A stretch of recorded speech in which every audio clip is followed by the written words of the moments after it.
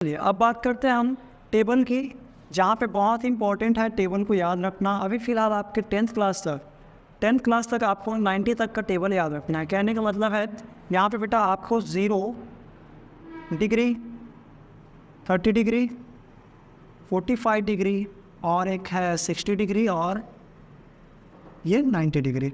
आपको 0 से 90 तक के ही लेने हैं और ये सारे आपको पॉजिटिव मिलेंगे। क्या मिलेंगे? पॉजिटिव, क्योंकि हम अभी देखे थे क्वाड्रेंट फर्स्ट पे ये सारे मिलते हैं। कहाँ पे मिलते हैं? फर्स्ट क्वाड्रेंट पे। तो हम यहाँ पे क्या कर रहे हैं, एक टेबल को इस तरह से ड्रॉ कर रहे हैं।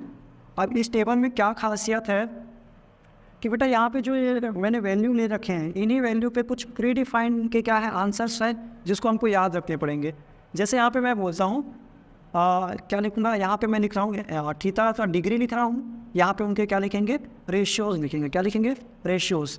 यहाँ पे हम लिख देते हैं नीचे की ओर रेशियोज़।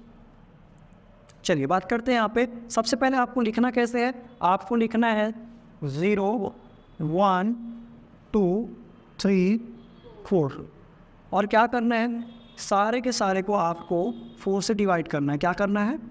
4 से डिवाइड। हालांकि और भी तरीके हैं, लेकिन ये तरीका मुझे ज़्यादा सिंपल लगता है, क्योंकि अगर एक आपने याद कर लिया तो बाकी ईजिली आप निकाल पाओगे। क्योंकि अभी हमने बहुत सारे रेसिप्रोकल वाला देखा था, ठीक है। तो ये क्या कर रहे हैं, अभी हम देख रहे हैं बेटा क्या कि ये जो हमने बनाया है इसको हम क्या कर देंगे, सब में स्क्वायर रूट लगा देंगे। क्या लगा देंगे? स्क्वायर रूट लगा देंगे। ये रूट ही है जिसको हमने सभी में क्या कर दिया, प्लेस कर दिया। अब इसका जो जो आंसर आएगा वो पहला आंसर हमको मिलेगा साइन थीटा का। किसका? साइन थीटा का। चलिए देखते हैं साइन थीटा की वैल्यू क्या क्या आती है। तो सबसे पहले देखते हैं 0 बटे सन्नाटा छा गया। कुछ भी है 0 बटे कुछ भी है तो क्या बन जाता है बेटा? 0। अगर 0 का अगर रूट निकालो क्या आएगा? 0 ही आएगा। क्या आएगा? 0। अब ये बताइए 1/4 अगर इसका रूट लगा है, क्या लगा है? रूट लगा है, तो क्या मैं 1 को ऐसा लिख सकता हूँ 1 × 1? कोई फ़र्क पड़ेगा? नहीं। और 4 किसका स्क्वायर है? 2 का, तो मैं ऐसे लिख सकता हूँ, है ना। अगर कोई भी नंबर अपने आप में क्या होता है, रिपीट होता है, मल्टीप्लाई हो रहा है 2 बार, तो इसका स्क्वायर बन जाता है। और स्क्वायर और स्क्वायर रूट क्या हो जाता है? कैंसिल। इसको आप ऐसे भी लिख सकते हो। क्या लिख सकते हो? 1 स्क्वायर और यहाँ पे क्या लिख सकते हो? 2 स्क्वायर। ठीक है, इसी को हम क्या लिख सकते हैं? ऐसा भी लिख सकते हैं। तो बताइए स्क्वायर और स्क्वायर रूट क्या होते हैं? कैंसिल हो जाते हैं। हमारे क्या बचेंगे बेटा? 1/2। तो साइन 0 डिग्री का मतलब होता है 0 और 30 डिग्री का मतलब क्या होगा? 1/2, 1/2। अब यहाँ पे हम बात करते हैं इस वाले के लिए। तो 45 के लिए क्या बताएंगे? चलिए 45 कैसे आएगा बेटा? मैं बोल रहा हूँ 2/4 है। अगर इसका रूट लगा हुआ है तो मैं बोल सकता हूँ कि जो स्क्वायर है मैं इसको लिख सकता हूँ 2 × 2। क्या लिख सकता हूँ? 2 × 2। तो जिसका हमने स्क्वायर किया उसका मतलब क्या हुआ कि ये जो 2 है वो निकल जाएगा बाहर, है कि नहीं? निकल जाएगा। यहाँ पे इसका स्क्वायर रूट और इसका स्क्वायर कैंसिल हो जाएगा, तो यहाँ पे बचेगा √2/2। क्या लिखेंगे? √2/2। आप इसको ऐसे भी लिख सकते हैं। अगर इसको सॉल्व करें बेटा, कैसे सॉल्व कर सकते हैं देखिए, √2 और इसको लिख सकते हैं √2 × √2। समझ में आया? मतलब 2 बार है ना। नहीं क्या लिखें, कट गया। लेकिन अगर हम यहाँ पे रेशनलाइज करें इसको और ऐसा इसको सिंपलेस्ट फॉर्म में लिखें तो ये ऊपर और नीचे वाला कैंसिल होकर क्या बन जाएगा? 1/√2। इस चीज़ का ध्यान रखना है, ठीक है। क्या लिखेंगे? 1/√2। पहले 0 था, 1/2 हुआ 30 डिग्री पे, फिर 1/√2। अब यहाँ पे बात करेंगे किसके बारे में? √3/4। √3/4 बताइए। √3/4 √4 है ना, सॉरी ये जो रूट लगा है वो दोनों के ऊपर लगा है। तो हम देखेंगे बेटा यहाँ पे 4 क्या चीज़? 4। ये 2 का स्क्वायर है तो ये निकल जाएगा और इसका आंसर क्या आ जाएगा? 2। तो ये तो निकल नहीं पाया है। पता, जिनकी लड़ने की शक्ति थी वो बाहर आ गया है, जिनका नहीं है वो दब के रह गया है कि नहीं। अभी बाहर नहीं आ पाया। क्यों नहीं आ पाया? क्योंकि ये किसी का कंप्लीट स्क्वायर नहीं है। हम बता नहीं पाएंगे क्योंकि ये कैसा है? इररेशनल नंबर है। कैसा नंबर है? इररेशनल। तो हम क्या बोल रहे हैं बेटा? √3/2। √2 नहीं आएगा, 2 निकल जाएगा बाहर। और वही यहाँ पे बात करें 4/4 क्या आएगा? 1। और 1 का रूट करोगे तो क्या आ जाता है? 1 आएगा। क्या आएगा? 1। अगर आपने साइन का निकाल दिया तो बाकी आप निकालोगे ईजिली, बहुत ही ईजी वे में। कैसे निकालोगे आप? अगर कॉस का निकालना बेटा, कॉस थीटा आपने अभी देखा था क्या होते हैं कॉम्प्लीमेंट्री एंगल, क्या देखे थे, बोले थे ना, क्या बोले थे कि साइन थीटा अगर 0 है तो आप उसको कॉस 90 माइनस थीटा लिख सकते हैं। तो यहाँ पे हम क्या लिखेंगे, इसको रिवर्स करके लिख सकते हैं। जैसे इसको यहाँ पे रिवर्स करके लिखेंगे और इसको लिखेंगे यहाँ पे, ठीक है, और इसको तो लहरा के कहीं पे लिख नहीं सकते हैं, लिख सकते हैं क्या? अब इसको यहाँ पे लहरा के लिख दिए तो बताइए क्या आ गया, 1/2, और यहाँ पे आ जाता है 0। क्या आ गया? 0। हाँ, बीच वाला वही का वही रहेगा। आपको क्या करना है, पीछे से या तो आगे वाले को पीछे लिखते लिखते आएंगे, फिर समझ में आ रहा है। फिर इस प्रकार से आप क्या कर देंगे, पीछे वाले को पहले लिखेंगे, फिर उसके जस्ट पहले वाले को इसके बाद, है ना, इस तरह से आप लिखेंगे। तो आपको यहाँ पे अब यहाँ पे मेरे को निकालना है tan थीटा। क्या निकालना बेटा? tan theta. तो साइन निकाल लिए, कॉस निकाल लिए, तो tan निकालना बहुत ही ईजी हो जाता है। कैसे? tan कैसे आता है पता है? tan अभी हमने सीखा है, साइन थीटा को अगर आपने कॉस थीटा से मान दे दिया तो इसका आंसर क्या जाता है? tan theta. क्या जाता है? tan theta. तो यहाँ पे मैं क्या करने वाला हूँ, प्रत्येक बार साइन को डिवाइड करूँगा, साइन की जो वैल्यू है करस्पॉन्डिंग वैल्यू को मैं क्या करूँगा, डिवाइड करूँगा। क्या करूँगा? डिवाइड।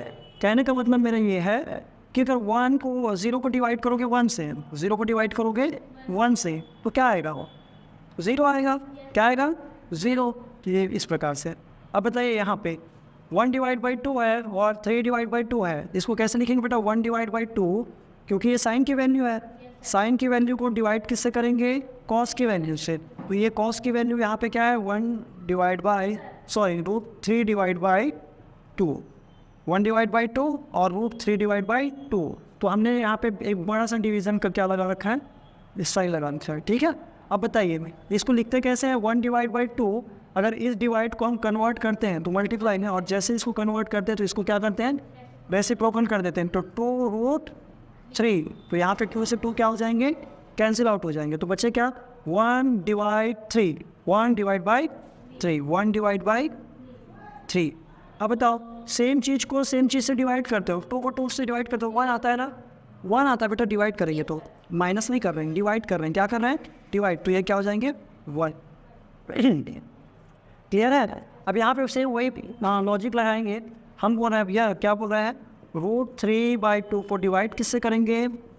1/2 से, है ना, क्योंकि साइन की वैल्यू क्या है? 60 डिग्री पे √3/2 है। तो मुझे अगर 10 का निकालना है तो मैं क्या करता हूँ, साइन की वैल्यू √3/2 को कॉस की वैल्यू 60 डिग्री पर 1/2 से डिवाइड करता हूँ। तो क्या आएगा आंसर? यहाँ पे आप इसको क्या कर दोगे, √3/2 ऊपर वाले को एज इट इज़ रखते हैं, नीचे वाले का ये जो बट्टा है इसको हमने क्या कर दिया, मल्टीप्लिकेशन में कन्वर्ट कर दिया, मल्टीप्लाई में, और ये हमारा चेंज होके क्या बन जाएगा, 2/1। तो यहाँ पे 2 से 2 कैंसिल, और किसी भी नंबर के नीचे डिवाइड में अगर 1 है तो इसका मतलब तो वही होता है ना, उसमें कोई चेंज नहीं आता। तो यहाँ पे हमारा आंसर क्या आ जाएगा,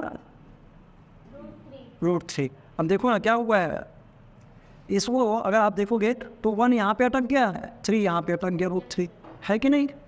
अब वही आप यहाँ बताइए, 1 को डिवाइड करेंगे बेटा 0 से, 1 को डिवाइड करेंगे 0 से, क्या 0 से डिवाइड कर पाओगे? 0 का पहाड़ा कितने बार पढ़ोगे कि 1 आएगा? जैसे हम बोलते हैं ना, अगर 12 को डिवाइड करते हैं 3 से, तो मैं बोलता हूँ भैया 3 का पहाड़ा 4 टाइम पढ़ोगे तो ये 12 कट जाएगा, अपना 0 आ जाएगा यहाँ पे रिमाइंडर। लेकिन यहाँ पे मैं बोल रहा हूँ कि किसको 1 को डिवाइड करना है 0 से, तो 0 का पहाड़ा कितने बार पढ़ूँगा? 1 बार, 2 बार, 3 बार, 4 बार, क्या पढ़ूँ? कुछ नहीं पढ़ सकता। तो यहाँ पे इसको हम बोलते हैं नॉट डिफाइंड। क्या बोलते हैं? अपरिभाषित बोलते हैं। इसी को इन्फिनिटी भी बोल देते हैं, अपरिभाषित। क्या बोलेंगे बेटा? अपरिभाषित, जिसकी हम परिभाषा नहीं दे सकते, नॉट डिफाइंड, नॉट डिफाइंड। इसको एनडी शॉर्ट में क्या लिख देंगे, एनडी। क्या लिख देंगे, एनडी। समझ में आया? जैसे आपने 10 का निकाल लिया तो इसके बाद आप कॉट का भी आसानी से निकाल सकते हो, क्योंकि 10 का कॉम्प्लीमेंट्री कौन है? 10 का कॉम्प्लीमेंट्री है कॉट। रेसिप्रोकल नहीं बोल रहा हूँ, कॉम्प्लीमेंट्री बोल रहा हूँ। तो यहाँ पे इसका क्या है, ये कॉम्प्लीमेंट्री है कॉट। तो यहाँ पे बताइए, अगर यहाँ पे इन्फिनिटी है, नॉट डिफाइंड है, क्या है बेटा, नॉट डिफाइंड, तो नॉट डिफाइंड यहाँ से इसको इधर लिख देंगे, फिर ये √3 यहाँ पे आ जाएगा, फिर ये 1 तो यहीं पे आ गया, और इसको हम क्या करें 1/√3 और ये आ जाएगा 0। आया बात समझ में? चलिए, तो इतना आपने कर लिया तो अब तो आसान हो गया हो, बहुत ही आसान हो जाता है। अब हम क्या करेंगे, अब मुझे बच गया क्या, सेक थीटा। क्या बच गया? Sec theta. ये तो सेक थीटा कैसे निकल के आता है, 1/cos थीटा। मतलब cos थीटा की जो वैल्यू होगी उसको आप क्या कर देना, पलट देना। क्या कर देना? पलट देना। तो वो क्या, किसकी वैल्यू निकल के आएगी, सेक थीटा की। तो यहाँ पे मैं बोल रहा हूँ कि cos के बटे में, इसके बटे में कुछ नहीं लिखा है मतलब 1 लिखा है, इसके बटे में कुछ नहीं लिखा है मतलब 1 लिखा है। ये आप अज्यूम कर लेना, ठीक है? क्योंकि ऐसा होता है कि किसी के बट्टे में डिवीजन में कुछ भी नहीं है तो इसका मतलब क्या है, 1 है। क्या है? 1। अगर बेटा इसको आप पलटोगे तो 1/1 ही आएगा ना, तो इसका मतलब क्या हुआ, आप पलटोगे भी तो कोई चेंज नहीं होने वाला। तो इसमें क्या होगा, cos थीटा की जो वैल्यू है 0 डिग्री पे, वही सेक थीटा पे हो जाएगी 1, है ना, सेम वैल्यू। अब यहाँ पे क्या बोलेंगे, इसको जैसे हम पलटेंगे तो ये हो जाएगा 2 और डिवाइड बाय √3, और यहाँ पे जैसे हम पलटेंगे तो क्या हो जाएगा, 2 ऊपर चला जाएगा, 1 नीचे आ जाएगा। तो √2 डिवाइड बाई 1, तो 1 को लिखने की ज़रूरत नहीं है यहाँ पे, हालांकि 1 आता है लेकिन इसको लिखने की ज़रूरत नहीं पड़ती है।